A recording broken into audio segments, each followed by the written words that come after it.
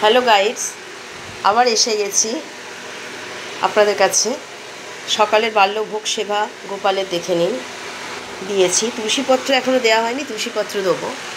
তা গোপাল ঠাকুর ঘর এটা তো আমার সেজেছে। আজকে প্রচুর বৃষ্টি হচ্ছে, আর এই বৃষ্টির মধ্যেই সকালবেলা ঠাকুরের ফুল টুল তুলে ঠাকুরকে সাজালাম।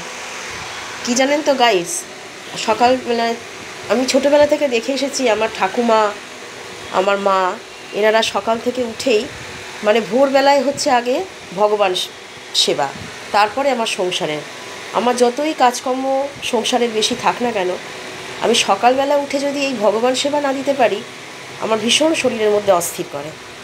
আমি পুরী গেছি, অবশ্য পুরী তো তীর্থ, কিন্তু সেখানে গিয়েও আমি কিন্তু মানে আগে জগন্নাথ, ওখানে মন্দির তো অনেক দূর, কিন্তু ওখানে আরেকটুখানি গেলে এখন জগন্নাথ মন্দির হয়েছে পুরী হোটেলের ওখানে, মঙ্গেনিস কেকের দোকানের ওখানে।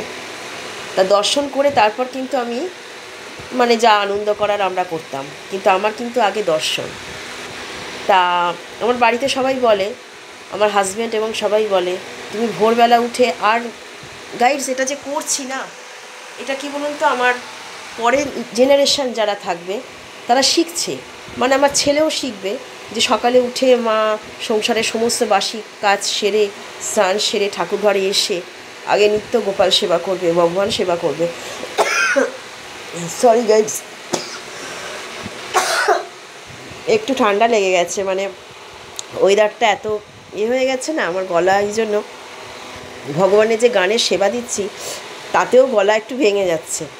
যাই হোক, এবারে কথা হচ্ছে যে আমার নেক্সট জেনারেশনও শিখবে না, যে যতই কাজকর্মে আমরা ব্যস্ত থাকি না কেন, ভগবান সেবা থেকে কিন্তু সকালবেলা দৈনন্দিন এখান থেকে কিন্তু আমরা বিচ্যুত হতে পারি না।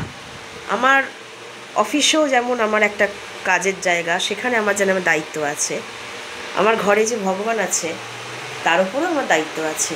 সেখান থেকেও তো আমি মানে তাদের সরিয়ে কোনো কিছু করতে পারি না। আর ঈশ্বর ছাড়া আমার মনে হয় গাইডস কিছু নেই। কেন কি জানেন, তার ইচ্ছা না অনুসারে কিন্তু আমাদের গাছের একটা পাতাও নড়ে না, আমাদের একটা গাছের পাতাও নড়ে না। তার ইচ্ছাতেই কিন্তু সব কিছু হয়, ভালো হলে ভালো, মন্দ হলে মন্দ, সব কিছুই কিন্তু ওনার ইচ্ছাতেই হয়, আমাদের নিজেদের ইচ্ছায় কিছু হয় না। এই যে আমরা গাইডস এত মারামারি, হানাহানি, এই বিষয় সম্পত্তি এইসবের জন্য আমরা করি, কি হবে বলুন তো?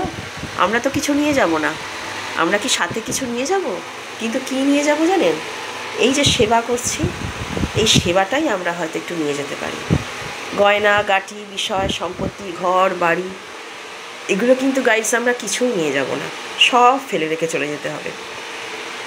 খালি হাতে এসেছি, আমাদের কিন্তু খালি হাতেই চলে যেতে হবে।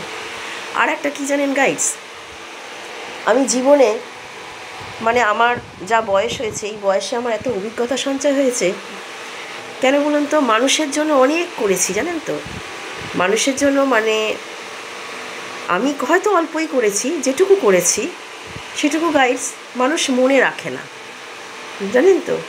মানুষ কিন্তু মনে রাখে না, তার যখন সময় হয় তখন কিন্তু আপনাকে ডাকবে, কিন্তু ওনার সময় যখন মানে তার যখন কাজটা মিটে যাবে, সময়টা কেটে যাবে, দুঃসময়টা কেটে যাবে, তখন কিন্তু আপনাকে আর গাইডস মনে রাখবে না। তার ফলে কি গাইডস এখন হয়েছে যে ঈশ্বরকে আপনি যদি একটা বাতাসাও দেন, আমি যেরকম বাল্যভোগ দিচ্ছি, আবার দুপুরেও ভোগ দেবো আপনাদের কাছে এসে দেখাবো, তা সেটা কিন্তু কোনো ব্যাপার নয়। আপনারা কিন্তু ঘরে একটা বাতাসা দিয়েও জল দিতে পারেন ঠাকুরকে, কিন্তু সেটা কিন্তু ঠাকুর মনে রাখবে যে আপনি একটা বাতাসা দিয়ে, একটা ছোট্ট ফুল বা তুলসীপত্র দিয়ে ওনাকে সেবা দিয়েছেন। সে কিন্তু আপনার সঙ্গে বেইমানি করবে না, কিন্তু মানুষ বেইমানি করে, জানেন গাইডস? মানুষ বেইমানি করে, ঈশ্বর বেইমানি করে না। আমাদের কিছু খারাপ হলে আমরা বলি ভগবানকে ডেকে কি হবে, ভগবান তো আমায় কিছুই দিল না।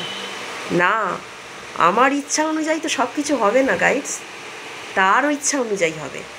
আমি যেটা ভালো হবে ঈশ্বর আমাকে সেটাই দেবে, যেটা আমার ভালো নয় সেটা ঈশ্বর দেবে না।